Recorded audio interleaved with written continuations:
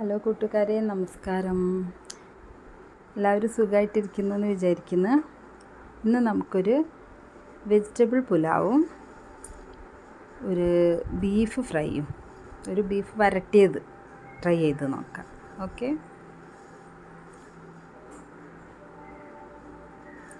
Beef വരട്ടിയത് നമുക്ക് പുറത്തടുപ്പിൽ ചെയ്തു. Vegetable pulao ഉണ്ടാക്കാൻ കുറച്ച് വെജിറ്റബിൾസ് ഞാൻ എടുത്തിട്ടുള്ളൂ. ക്യാരറ്റും ബീൻസും ഉള്ളിയും പിന്നെ പട്ട, ഗ്രാമ്പു, ഏലക്കായ. ആദ്യം ഒരു പാത്രം അടുപ്പത്ത് വെച്ചിട്ട് അതിലേക്ക് കുറച്ച് വെള്ളം ഒഴിച്ച് കൊടുക്കുന്നുണ്ട്.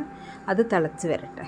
അത് തിളച്ച് വരുമ്പോഴേക്കും നമുക്ക് വേറെ ഒരു പാനിൽ ഈ വെജിറ്റബിൾസൊക്കെ ഒന്ന് വഴറ്റിയെടുക്കാം. അപ്പോൾ വെള്ളം മൂടി വെച്ചിട്ട് നമുക്ക് തിളപ്പിച്ചെടുക്കാം. ഞാൻ ഇതിനൊരു ഹാഫാണ് അരി എടുത്തത്. അപ്പോൾ അതിൻ്റെ 2 പാത്രം വെള്ളം ഒഴിച്ചിട്ടുണ്ട്. അരി എടുത്ത അളവിൽ ഡബിൾ ആയിട്ട് വെള്ളം ഒഴിച്ചിട്ടുണ്ട്. അപ്പോൾ ഇത് ഞാൻ റൈസ് കുക്കറിലേക്ക് ഇറക്കി വെക്കുക ചെയ്യുന്നത്. അപ്പോൾ നമുക്ക് പാനിൽ നെയ്യ് ഒഴിച്ച് കൊടുക്കാം. അപ്പോൾ നെയ്യ് അധികം വേണ്ടെന്നുള്ളവർക്ക് കുറച്ച് ഓയിൽ കൂടി ചേർത്ത് കൊടുക്കാം കേട്ടോ. ഓയിലും ഇത് ചൂടായി വരുമ്പോൾ അതിലേക്ക് നമുക്ക് പട്ട, ഗ്രാമ്പു, ഏലക്കായ എന്നിവ ചേർത്ത് കൊടുക്കാം.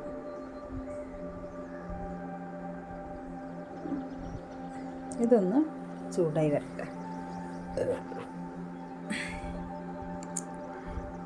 പിന്നെ ഇതിലേക്ക് നമുക്ക് വലിയ ഉള്ളിയും ആ വെജിറ്റബിൾസ് കട്ട് ചെയ്ത് വെച്ചതൊക്കെ ഇട്ട് കൊടുക്കാം.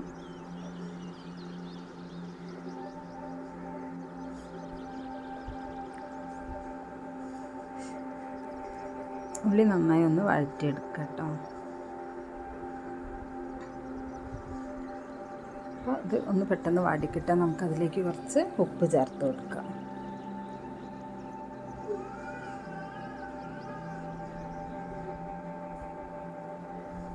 ഉള്ളി ഒന്ന് വാടി വരുമ്പോൾ അതിലേക്ക് നമുക്ക് വെജിറ്റബിൾ ആഡ് ചെയ്ത് കൊടുക്കാം. ക്യാരറ്റും ബീൻസും അരിഞ്ഞു വെച്ചത് ഇട്ട് കൊടുക്കുക.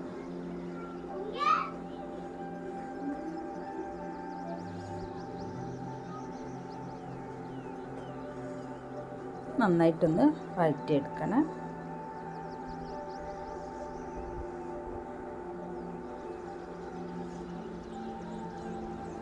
ഏകദേശം നമ്മളെ പച്ചക്കറികളൊക്കെ ഇതായി വന്നിട്ടുണ്ട്. ഈ തിളച്ച വെള്ളത്തിലേക്ക് നമുക്കൊരു ബേ ലീഫ് ഇട്ട് കൊടുക്കാം.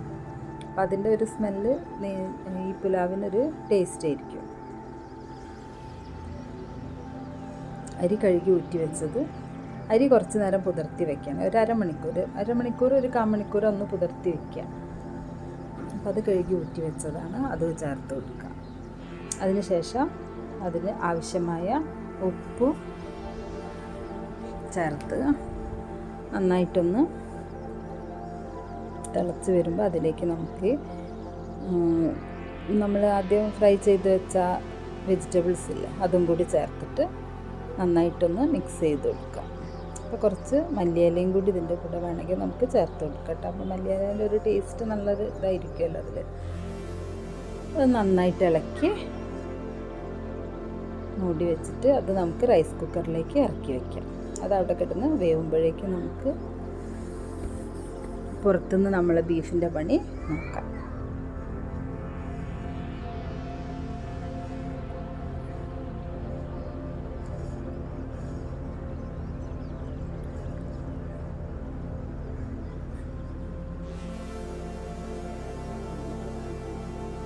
ബീഫ് നന്നായി വൃത്തിയായി കഴുകിയിട്ട് മാറ്റി വയ്ക്കുക.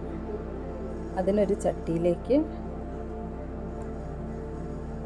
ഇട്ട് കൊടുത്തിട്ട് നമ്മൾ പുറത്തുനിന്നാണല്ലോ വെക്കുന്നത്. അപ്പോൾ ചട്ടിയാണ് നല്ലത്. അതിലേക്ക് ഞാൻ 1 കിലോ ബീഫാണ് ഉള്ളത്. അതിലേക്ക് ഞാനൊരു 250 അല്ല, ഒരു 10-300 ഉള്ളി, ചെറിയ ഉള്ളി, അതാണ് അതിലേക്ക് ഏറ്റവും നല്ല ടേസ്റ്റുള്ള സാധനം. അപ്പോൾ അത് ചേർത്ത് കൊടുക്കുന്നുണ്ട്.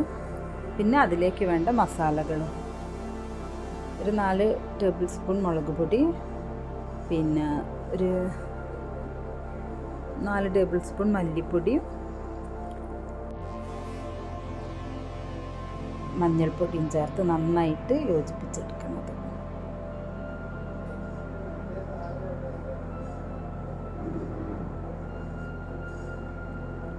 നന്നായി കൈവച്ച് തന്നെ കുഴച്ച് ചേർത്ത് കൊടുക്കുക.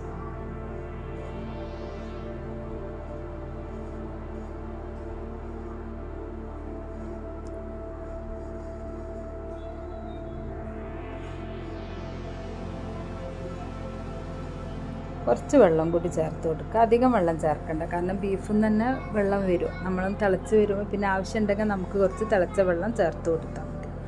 അങ്ങനെ അടുപ്പൊക്കെ കത്തിച്ചിട്ടുണ്ട്. അടുപ്പിൽ നമ്മൾ വെള്ളം ചൂടാക്കി വെച്ചതായിരുന്നു. അപ്പോൾ അതിൽ തന്നെ ബീഫും വെച്ച് നന്നായി കത്തിച്ച് കൊടുക്കുക.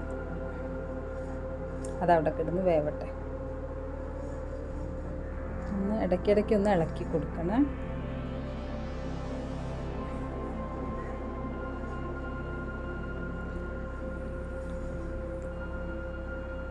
ഞാൻ ഉപ്പ് ചേർത്തിട്ടില്ല, ഒന്ന് വേവട്ടെ എന്നിട്ട് ഉപ്പ് ചേർക്കും.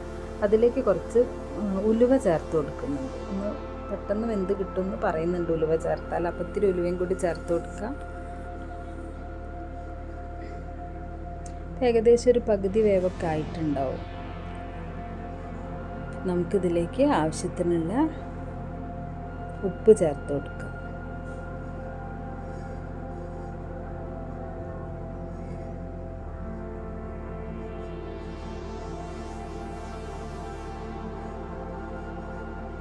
ഒരു 3 ടീസ്പൂണോളം ഉപ്പ് ഞാനിപ്പോൾ ചേർത്തിട്ടുണ്ട്. പിന്നെ ഇനി നോക്കിയിട്ട് നമുക്ക് വേണമെങ്കിൽ കുറച്ചും കൂടി ചേർക്കാം കേട്ടോ.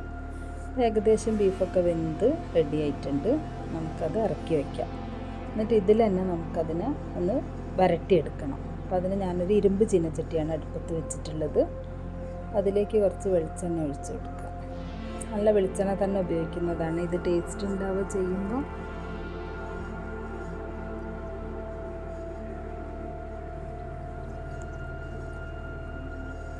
അതിലേക്ക് ആദ്യം നമുക്ക് കുറച്ച് പെരിഞ്ജീരകം ഇട്ട് കൊടുക്കാം. പെരിഞ്ജീരക പൊടിയാണെങ്കിൽ ലാസ്റ്റ് ഇട്ടാൽ മതി. ഇതിപ്പോൾ പെരിഞ്ജീരകം ആയതുകൊണ്ടാണ് ഞാൻ ഫസ്റ്റ് അത് ഇട്ടത്. അപ്പം അത് നല്ലോണം ഒന്ന് ഇളക്കി കൊടുത്തിട്ട് അത് മൂത്ത് വരുമ്പോൾ അതിലേക്ക് നമുക്ക് ഇഞ്ചി വെളുത്തുള്ളി, ആദ്യം ഇഞ്ചി ഇട്ട് കൊടുക്കുക. അതൊന്ന് മൂക്കട്ടെ. അതിലേക്ക് കുറച്ച് വെളുത്തുള്ളി കൂടി ചേർത്ത് കൊടുക്കാം.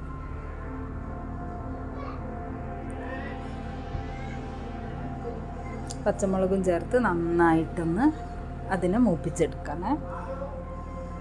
പിന്നെ ഇതിലേക്ക് ഞാൻ ഉള്ളി ഒന്നും ചേർക്കുന്നില്ല കേട്ടോ. നിങ്ങൾക്ക് വേണമെങ്കിൽ ഒരു ചെറിയ സവാള വേണമെങ്കിൽ ചേർത്ത് കൊടുക്കാം. ഞാൻ ചേർത്തിട്ടില്ല.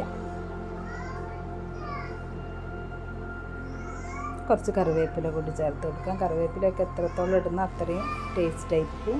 ഇതിവിടെ ഉണ്ടായ കറിവേപ്പില തന്നെയാണ് കേട്ടോ. അപ്പോൾ കുറേ ആയിട്ട് ഞങ്ങളങ്ങനെ കറിവേപ്പിലൊന്നും പുറത്തുനിന്ന് വാങ്ങാറില്ല, വീട്ടിൽ തന്നെ ഉണ്ട്. കുറച്ച് നമ്മളെ ഉപയോഗത്തിന് മാത്രം കേട്ടോ. ഇതിലേക്ക് വേണ്ട ആ തക്കാളി, ഒരു തക്കാളിയാണ് ഞാൻ എടുത്തിട്ടുള്ളൂ. ഇതിൽ വലുതാണെങ്കിൽ പകുതി മതി. ചെറിയൊരു തക്കാളി ചേർത്ത് നന്നായി വഴറ്റി കൊടുക്കണം. ഈ തക്കാളി നന്നായിട്ട് ഒന്ന് വഴന്ന് വരുന്നത് വരെ നമുക്കിത് ഇളക്കി കൊടുക്കാം. പുറത്തുനിന്നൊക്കെ ഫുഡ് ഉണ്ടാക്കാറുണ്ടെങ്കിലൊക്കെ ഉണ്ടെങ്കിൽ കമൻറ്റ് ബോക്സിൽ ഇടുക കേട്ടോ. പിന്നെ ഇനി ബീഫ് നമുക്കിതിലേക്ക് കുറേശ്ശെ ചേർത്ത് കൊടുക്കാം. ബീഫൊക്കെ വറ്റി കണ്ടാൽ നല്ല ഇതായിട്ടുണ്ട്, വെള്ളമൊക്കെ വറ്റിയിട്ടുണ്ട്. അപ്പോൾ കുറച്ച് ഗ്രേവി ആയിട്ട് വേണമെങ്കിൽ നിങ്ങൾക്ക് കുറച്ച് വെള്ളം ഉള്ള സമയത്ത് തന്നെ ഇറക്കാം കേട്ടോ. ഇതിപ്പോൾ ഞങ്ങൾ നല്ല വരട്ടി എടുക്കുന്നതുകൊണ്ടാണ് ഇങ്ങനെ വെള്ളം വറ്റിച്ചത്. അപ്പോൾ ഇതിലേക്ക് ഏറ്റവും ടേസ്റ്റ് ചെറിയ ഉള്ളി തന്നെയാണ്. വലിയ സവാളേനേക്കാളും നല്ല ടേസ്റ്റ് ഉണ്ടാവുക ബീഫൊക്കെ വെക്കുമ്പോൾ ചെറിയ ഉള്ളിയാണ്. ഇത് ചേർത്ത് നന്നായിട്ട് ഇളക്കി യോജിപ്പിക്കണം. നന്നായിട്ട് വരണ്ട് വരുന്ന വരെ നമുക്കിത് അടുപ്പത്ത് വെച്ചിട്ട് ഇളക്കി കൊടുക്കാം. ഏകദേശമൊക്കെ വറ്റി, വെള്ളമൊക്കെ വറ്റി വന്നിട്ടുണ്ട്. ഇതിലേക്ക് നമുക്ക് ഒരു 2 ടീസ്പൂൺ കുരുമുളക് ചേർത്ത് കൊടുക്കുന്നുണ്ട്.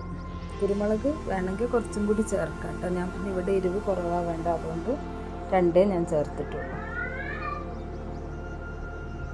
മുളക് പൊടി കുറച്ചിട്ട് കൂടുതൽ കുരുമുളക് ഇട്ടാലും ഒന്നും കൂടി ടേസ്റ്റ് തന്നെയാണ്. അങ്ങനെ നമ്മൾ ബീഫ് ഏകദേശമൊക്കെ വരണ്ട് വന്നിട്ടുണ്ട്.